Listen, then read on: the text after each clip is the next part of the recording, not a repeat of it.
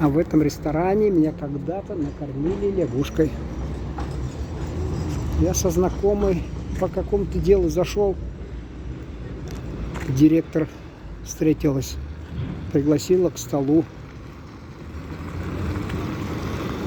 Ну, обычно говорят, что блюдо какое-то экзотическое лучше дать сначала съесть человеку, потом сказать, что. Ну вот сериал есть там, да, известный такой, «Солдаты» называется, там с Кавказа. Он говорит, пальчики оближите. Приготовил, они ели, а потом спросили, он говорит, яички, бычьи или что там такое. И они все обратно у них пошло. А у меня нет, я любопытно было просто. Что удивительно, там лягушачьи эти бедрышки, лапки, что ли, нежные, нежнее даже, чем куриные. А вот когда-то Щукарь, дед, накормил бригаду в колхозе. Там лягушку нашли, Майданников, что ли, был там, или еще кто там еще, там Дубов, или как сами все. Они потом за ним погнались.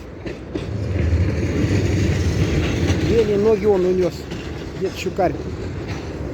Не оценили его старания. Он ведь хотел разнообразить кухню по-своему. Ну так обрадовался он. У меня, говорит, кум, что ли, говорит. Кум, говорит, это, говорит, устрицы. А они, говорят, он их берет, что-то, какое-то количество, что-то. Она пищит, говорит, а он ее в рот заталкивает. И вот Майданников или нет, кто-то нет, там не Майданников, другой какой-то был, менее сдержанный бригадир, что ли, или какой-то там, говорит, ты меня, красная командира, что ли, или красноармейцы, как какую-то белогвардейскую сволочь. Лягушкой кормишь?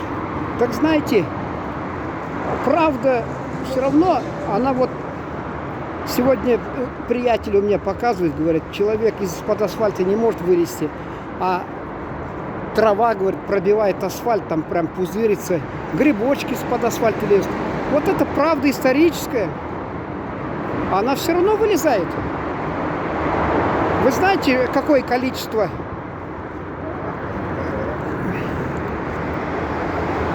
белых офицеров служили в Красной армии?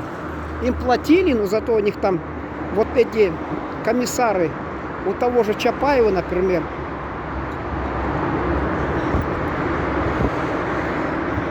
комдива легендарного, политрук был, который за ним приглядывал, и политруки всегда докладывали куда-то повыше, насколько они благонадежны, эти командиры красные.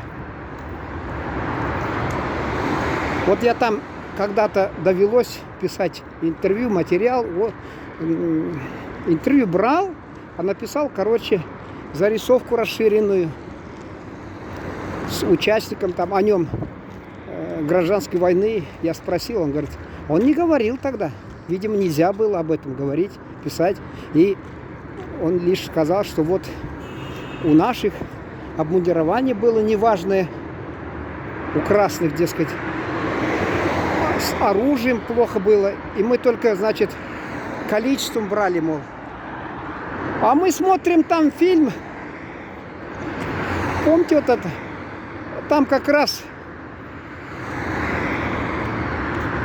Мурзин, потом генерал там, Мурзин какой-то увел там у генерала подругу, а там какой-то был бриллиант, что ли. Я вот, к сожалению... «Контрибуция» называется, да, фильм «Контрибуция». И там марш сибирского полка. Мы напевали, вот моя любимая песенка, вот эта «По долинам и по взгорьям шла дивизия вперед». А там как раз, видите, белая армия, она была разута, раздета. Так что всегда правда, она как-то постепенно потом пробивается сквозь асфальт. домыслов, времени, как было на самом деле. Пропаганда работала на всю катушку. Нам все объясняли, какие были кулаки, они были против новой власти. У нас по материнской линии троюродный дед,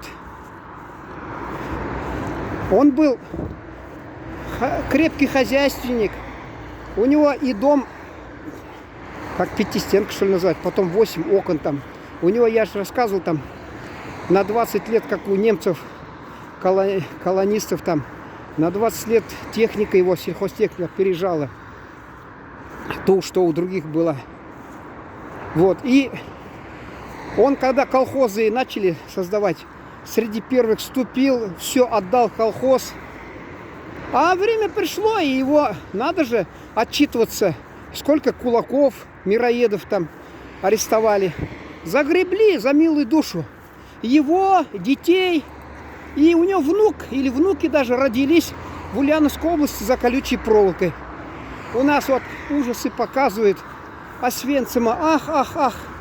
А то, что у Сталина в лагерях ужасы были, это замалчивает. Это наш сукин сын. Про Самосу-младшего, что ли? Это и общеизвестно там, да? Кто-то из президентов американских сказал. Это сукин сын, но это наш сукин сын. Да, наши сукины сыны в лагерях там из-за них томились кто-то. А там нет, там что-то. Там все. Там они людоеды, а свои они белые, пушистые.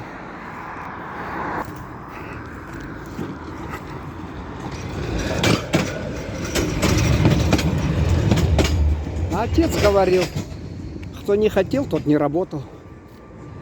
Но все равно, говорит, от голоду не пухли. Он же рассказывал, что там, я в татарском варианте сказал, что первые комсомольцы, как бы нам и не изображали их там в фильмах, вот в частности взять, допустим, Джек Восьмерка, американец, Смирнов, что ли, автор или кто, и вот прямо что-то они сами по себе, а ничего подобного. Отец говорил, самые как раз лодыри, говорит, эти отъявленные хулиганы, лодыри, лентяи были в комсомол, вступили, вот, и всячески измывались над богатыми сельчанами.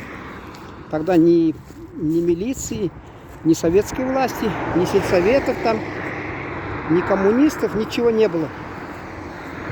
Вот я сейчас смотрю, вот вспомним целину, да, поднята целина. И там Разметнов, председатель совета, ладно, при портфеле. Потом у нас Давыдов, председатель колхоза, да. А Нагульнов, он работал вообще? Там небольшая парт-ячейка, а он секретарь партийной ячейки.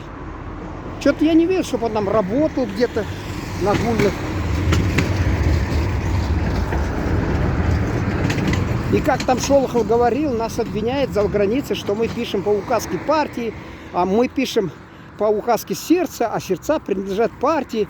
Желудок принадлежал партии, потому что кушать-то хотелось и писали, а куда денешься? Я никоим образом не осуждаю, особенно талантливых писателей. Другой бы не напечатали, вот возьмите, это просто восхитительное произведение «Мастер и Маргарита». До какого года вплоть? 50 каком-то, что ли, только напечатали году, и все.